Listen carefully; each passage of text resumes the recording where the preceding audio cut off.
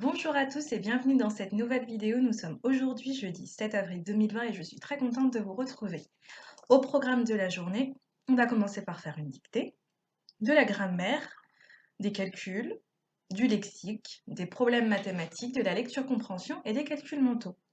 Donc comme à chaque fois, on va commencer par faire dictée. Donc toujours sur votre cahier, vous écrivez la date du jour qui s'affiche actuellement à l'écran, ainsi que la dictée et on commence.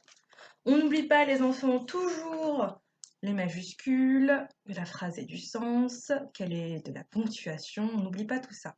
Et c'est parti. Aujourd'hui, virgule,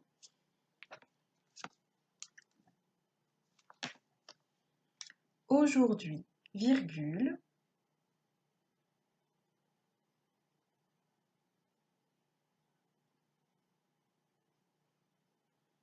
aujourd'hui, virgule, c'était une belle journée. Point.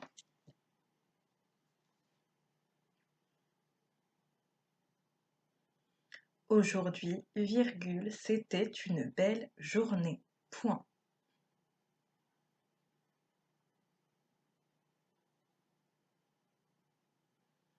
Aujourd'hui, virgule, c'était une belle journée. Point.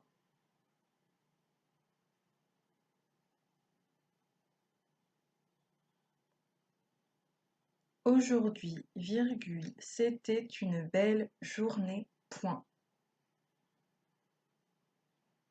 Un enfant jouait. Aujourd'hui, virgule, c'était une belle journée. Point. Un enfant jouait. Un enfant jouait avec ses jolis jouets. Un enfant jouait avec ses jolis jouets. Un enfant jouait avec ses jolis jouets.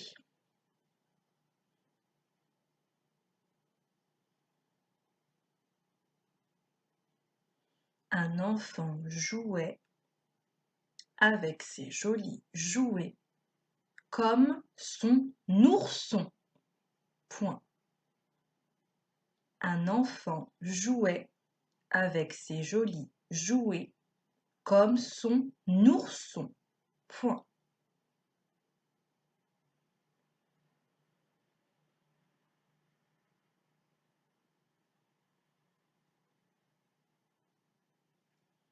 Un enfant jouait avec ses jolis jouets comme son ourson. Point.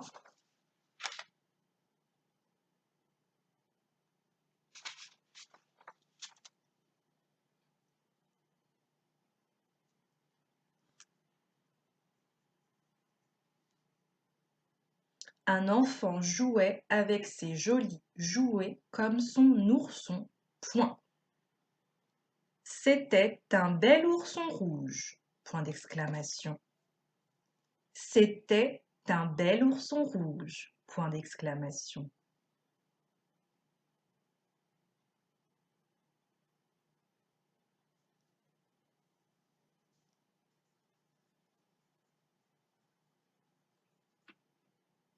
C'était un bel ourson rouge. Point d'exclamation.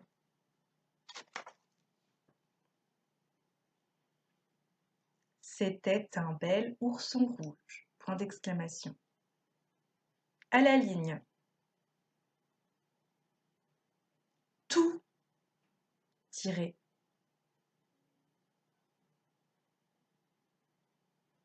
Autour tiré.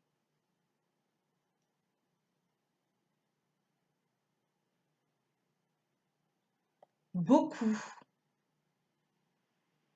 Tout autour. Beaucoup. Je vais répéter la dictée depuis le début. Aujourd'hui, virgule, c'était une belle journée. Point. Un enfant jouait avec ses jolis jouets comme son ourson. Point. C'était un bel ourson rouge. Point d'exclamation. Tout autour. Beaucoup. Si vous avez besoin de vous relire, n'hésitez pas à appuyer sur pause, sinon on fait la correction. Donc pour la correction, j'aimerais revenir sur quelques mots. Tout d'abord, son, nourson. Son, c'est un homonyme. On a déjà vu lundi avec et et et. Ici, son peut s'écrire de deux façons. Son, S-O-N-T, c'est le verbe être à la troisième personne du pluriel au présent. Ou son, S-O-N, S-O-N tout court, c'est pour dire le sien. Donc pour savoir si on met S-O-N-T ou si on doit mettre S-O-N, on peut se demander si ce sera le sien, comme le sien d'ourson. Ou est-ce qu'on peut dire que c'est un verbe, comme était ourson, si on le met à l'imparfait, verbe être à la troisième personne du pluriel. Un enfant jouait avec ses jolis jouets, comme était ourson, ça ne veut rien dire. Donc ça voudrait dire qu'ici, ça sera son, S-O-N. J'aimerais aussi revenir sur joli. Ici, joli, il est au pluriel. Donc on met un S à la fin, on ne met pas de E parce que jouer, c'est du singulier et c'est du masculin. C'est du pluriel, pardon, mais c'est du masculin. On dit des jouets. Donc jouer, c'est masculin. Donc joli, ça sera accordé pareil. Et voilà, c'est à peu près tout. Donc juste après, vous allez avoir la correction détaillée. Vous recopiez les mots si vous faites une erreur et vous les recopiez 5 fois. On va maintenant passer à la grammaire.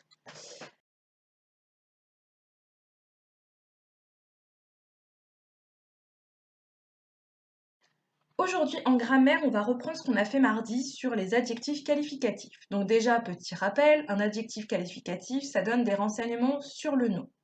L'adjectif qualificatif, le nom et le déterminant forment à eux le groupe nominal. Aujourd'hui, je vais vous proposer 2 exercices à faire. Le premier exercice, vous allez avoir une phrase avec un adjectif dedans.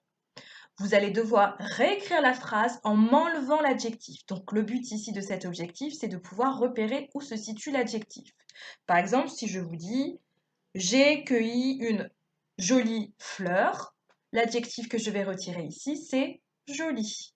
Sachez les enfants que si vous retirez l'adjectif, votre phrase est censée toujours avoir du sens. Ici, si j'enlève joli, ça reste j'ai cueilli une fleur, tout simplement. Donc, premier exercice, il va falloir que vous me supprimiez les adjectifs de chacune des phrases. Puis, deuxième exercice, vous allez devoir placer des adjectifs. Je vais vous donner une phrase, par exemple ici, Léa a un hamster. Entre parenthèses, je vais marquer un ou deux adjectifs. Donc ici, entre parenthèses, je vais marquer marron petit. Il va falloir que vous m'incluez marron et petit dans la phrase. Ici, ça donnera Léa a un petit hamster marron. L'adjectif se situe avant et après dans cette phrase.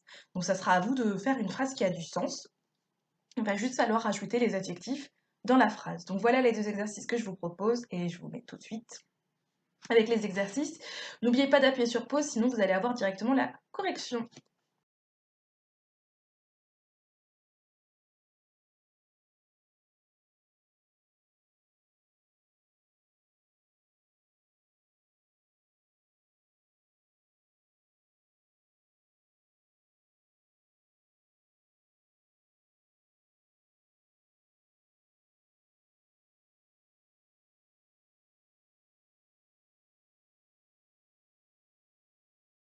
On va à présent passer aux mathématiques. Donc en mathématiques, aujourd'hui, on va faire du calcul. On va faire des soustractions avec retenue. J'ai pu voir ces jours-ci, grâce aux petits cours en visio qu'on fait, qu'il y avait encore des difficultés à faire des soustractions avec retenue. Donc on va revoir la méthode. Je vais vous donner les 2 méthodes, les enfants.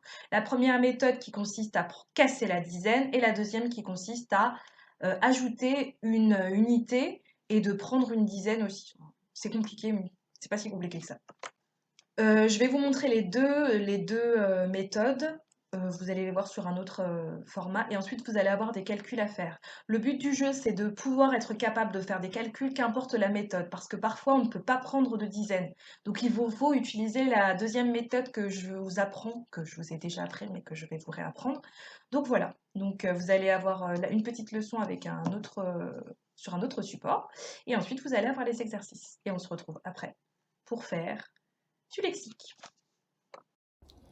Alors c'est parti, je vais vous montrer deux méthodes différentes pour résoudre ces deux calculs. Donc on ne va pas utiliser la même méthode, je vous expliquerai pourquoi. Première chose, on va commencer par celui-ci, 249 moins 190. On commence toujours par la colonne des unités. Donc vous pouvez marquer unité, dizaine, centaine si ça vous aide. Première chose, on commence par les unités et on calcule en colonne. 9 moins 0. 9 moins 0, ça nous fait 9. Donc on écrit 9 ici. Ensuite, 4 moins 9, est-ce que c'est possible? Non, c'est impossible. Donc, c'est là que je vais vous apprendre la première méthode, ou du moins vous la rappeler. Ici, on va aller prendre une dizaine, vu qu'on n'en a pas assez ici. Donc, le 2 qui est là va devenir 1.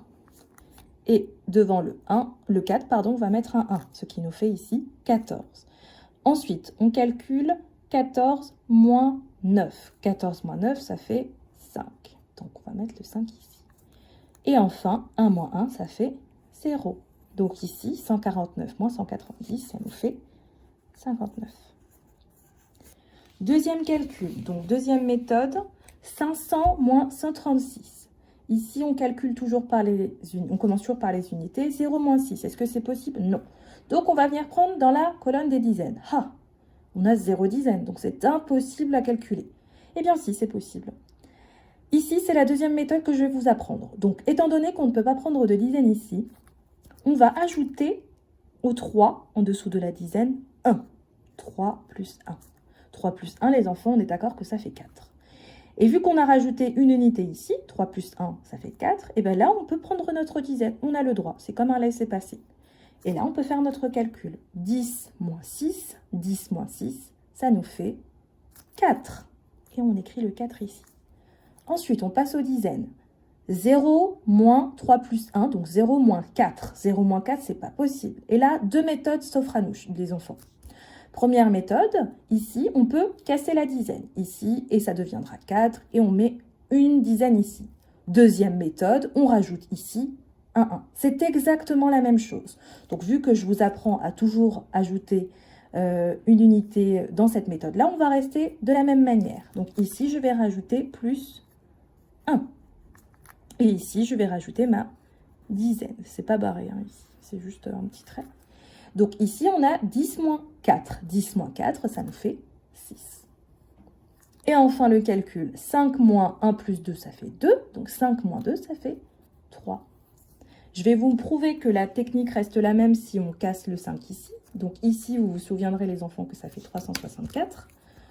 Je vais gommer ce que je viens de faire. Hop. Donc, on se souvient, c'était 364. Donc, on revient ici, 0 moins 3 plus 1, c'est pas possible. Du coup, on va casser la dizaine ici, qui va devenir un 4. Ici, on met 10. 10 moins 4, ça fait toujours 6. Et 4 moins 1, ça nous fait 3. 364. Et ici, vous le voyez, 364 aussi. Donc, la technique reste la même. Que vous choisissiez de prendre ici ou d'ajouter ici, les enfants. Donc voilà, c'est important que vous connaissiez les deux méthodes parce que des fois, vous êtes au pied du mur et vous ne pouvez pas calculer comme c'était le cas ici ou ici. Donc voilà, vous allez avoir quelques calculs juste après. Vous allez en avoir 6 exactement, donc à faire sur votre cahier. Bon courage!